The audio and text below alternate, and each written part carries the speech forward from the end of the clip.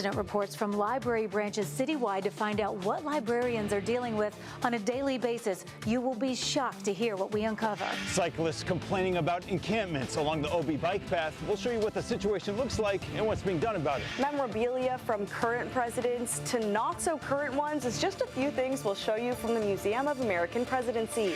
Fed up with those annoying election text messages and phone calls?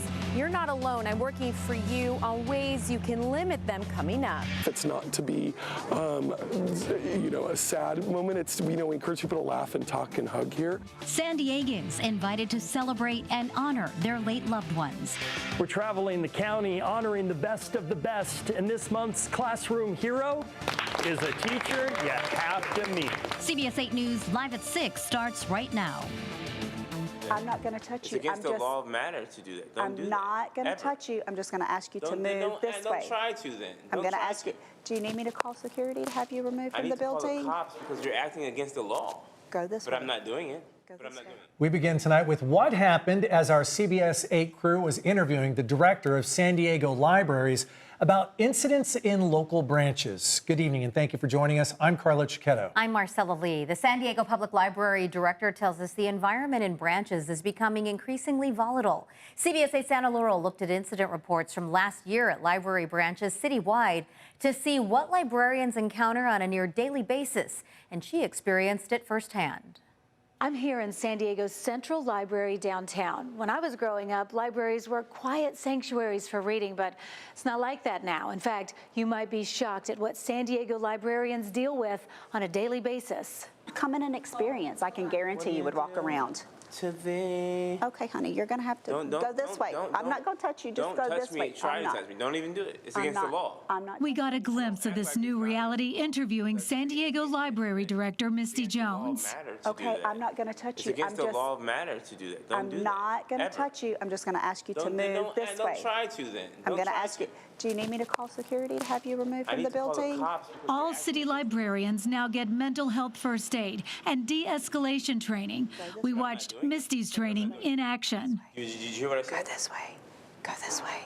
Come on. My house. 24 of the library's 36 branches have security guards. Social workers and mental health workers are in branches. Training staff for how to identify if someone may be having a mental health crisis, or how to identify if someone maybe is, about to become erratic. You name it, we've pretty much thrown the kitchen sink at it to try to provide the resources and the information to help staff navigate. Here are some of the situations staff found themselves in last year. Some are quirky, most are downright dangerous. One visitor kept rearranging library furniture, another threw ramen in anger. Ramen noodles, okay. So that would be, if you had security, you would call security to come, and that's immediately what we tell staff to do. Anytime there's an altercation, to call security. If there's not a security officer, to get another staff member. Security was called in the North Park branch when a woman had a BB gun, and in Mission Hills when a man threatened to come back with a machine gun after being told not to yell at kids. At Allied Gardens in Mira Mesa, staff found porn on computers. We're kind of this reflection of what is going on outside and what is happening in society. When someone breaks the rules of conduct, they get suspended. Libraries have issued 525 suspensions so far this year, but that's among 5 million visitors. A lot of times we can nip things in the bud. And for the times they can't, they call security. So you just may want to keep an eye. I'm just afraid that he might interact with some other patrons and might bother them. Sometimes people are forced to leave. We do everything that we can to make sure that the people in this building, that are coming in this building, including the staff, are safe. Jones' training and backup security diffused the situation we found ourselves in. Go this way. At the Central Library downtown, this is Anna Laurel for CBS 8. Thanks, Anna. A firefighter's hurt tonight after battling a house fire in Rancho Bernardo. The fire was reported about 2 this afternoon on Via Ferrul. That's just east of the 15 north of Camino del Norte. We're told it took crews more than an hour to put out the flames and that the firefighter was injured in a partial roof collapse. He was taken to a hospital to be treated for an undisclosed injury. No word yet on what started that fire. Trial is underway for a man accused in a deadly hit and run that killed a beloved University Heights bartender last year. 38-year-old Brandon Janik is facing first-degree murder charges in connection with the death of 47-year-old Josh Gilliland. Today, a number of witnesses took the stand, including a Good Samaritan named Cody Johnson. She said on the night of the crash, she saw a BMW parked in the middle of University Avenue. Inside was a man, later identified by investigators as Janik, slumped over in the driver's seat with slurred speech. Johnson called 911 and helped Janik out of the car when she says Janik told her this. He kind of mentioned as he got out of the vehicle, like, thank you, I've had a DUI in the past, really appreciate it, basically that we were helping him get out of the vehicle. Johnson said paramedics arrived and told Janik not to drive. But prosecutors say once they left, Janik got in his car and drove away, hitting Gilliland soon after as he was walking to work. Gilliland later died in a hospital. The trial is expected to last a little more than a week. The San Diego Rules Committee on the City Council passes a proposal to ban the sale and use of price-fixing software in San Diego's rental market. Council President Sean Elo Rivera says real estate company RealPage's algorithm is using AI-driven price-fixing software to inflate rent prices across the country. The committee is asking the city attorney's office to create an ordinance to ban the practice. It comes as the Department of Justice, along with several state attorneys general, including California's, are suing the Texas-based company, accusing it of decreasing competition among landlords who rely on the software to set their rents. And new tonight, cyclists are reaching out to us about encampments and trash along the Ocean Beach bike path. It's an issue that's been going on for years. We sent our Brian White out there to take a look. He is working for you to find out what's being done about it. It's just frustrating that it's getting worse. And this is a recreational area, and it's dangerous. Wesley Hill says he's rattling cages at City Hall about the degradation of the OB bike path. He couldn't meet up in person, but I spoke to him over the phone today. It's just really heavily dense with homeless encampments again, and this time they're actually have moved on to the path itself. I rode with Wesley on the bike path last year along the riverbed as he showed me all the trash and encampments in the area.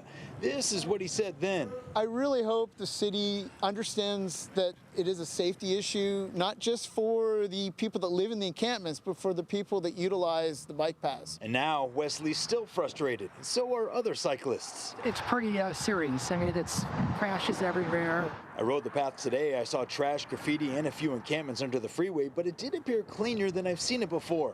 As it turns out, city crews were out there cleaning up this morning, 24 hours after Wesley complained about it. I remember when they opened that stretch up years ago to connect Mission Valley to the OB bike path. It was great.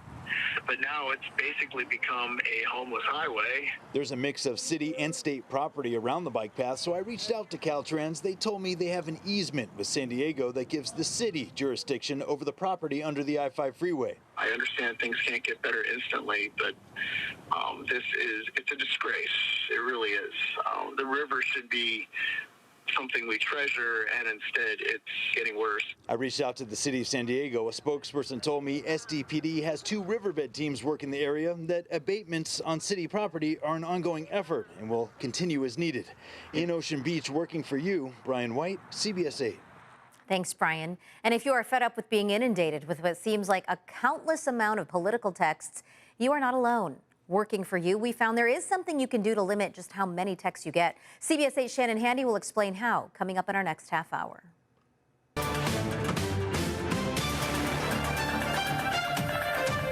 The election is less than 1 week away, and while most high schoolers aren't old enough to vote, they are able to learn. CBS 8's Alex Lai takes a look at what the people at Claremont High School say is one of the nation's largest collections of presidential memorabilia right inside their school. The handle on this gavel is made from the wood of Abraham Lincoln's desk. It's just one of 40,000 presidential-related items in this collection. History tells a story, and everybody loves a good story. Hidden inside Claremont High School is an entire world of presidents past. We have photos of the Ike girls, and they're all wearing these identical dresses. Most of the items were donated, but a quarter of it is history teacher and museum director Jim Fletcher's personal collection. Bobbleheads that are solar powered, both for Trump and for Biden, of course. He even reached out to Bill Clinton. And I said, is there anything that you've actually owned that you could give us so that we could represent you in our museum collection? And he sent us these horrible golf shoes. 3 rooms are filled with presidential history. This one starts with George Washington and goes all the way around to Trump and Obama over there. But it's not just for a display. Kids started saying, you know, Fletch, you should start a museum. And I said, okay, I'll do it if we start a museum. The museum allows Fletcher to teach the next generation of voters about history and politics in a unique way. The way to get into that is to show them what democracy can do. You can do anything in a democracy because you have a voice and you have choice. And that's power. And his dream for the future of the collection? I think we should put 1/10 of the collection on a bus and take it around to elementary schools. As the museum and his collection continues to grow, collectors don't just collect one button. Inspire and teach. It's not my legacy, it's the legacy of our country and the importance that we give to our democratic leaders. Alex Lai, CBS 8. What a great way to learn. If you're interested in taking a look at that collection, Fletcher says to just call Claremont High School and ask for him. That is so neat. Like, what a treasure inside, you know, just what you think is a traditional school, but yet there's so much history in there. And for those students, just maybe not even understanding just how valuable and incredible that collection is. I hope they really appreciate the effort that went into that. And I like his idea about the traveling bus. We'll have to see if that ever makes it to reality. Absolutely. Meantime, the San Diego Unified School District is also marking the opening of a new performing arts center. This one is at Morse High School in Bay Terraces, where the school community celebrated with a ribbon cutting ceremony this morning. You see all the clapping. The 2-story performance center replaces aging portable classrooms. It features a theater with a stage, LED lighting, a theatrical orchestra enclosure, a fly loft, and so much more. The building is something the school's principal says both current students and alumni can be proud of. I'm getting text messages from former students saying they're super excited about the new PAC. So it's definitely a win for not just Morse's current community, but also our neighboring community. This project also included an expansion of the student quad area and new parking lot along 69th Street. Still ahead, what a new report is saying about the state of the U.S. economy. Plus, what doctors are saying about a less invasive treatment for breast cancer. And later, the rescued zoo animals that are now calling San Diego home. Well, we had our sunset tonight at 5:59, and we were dealing with some mostly clear conditions for today. What about the night? We'll go ahead and take a look at your complete forecast coming up.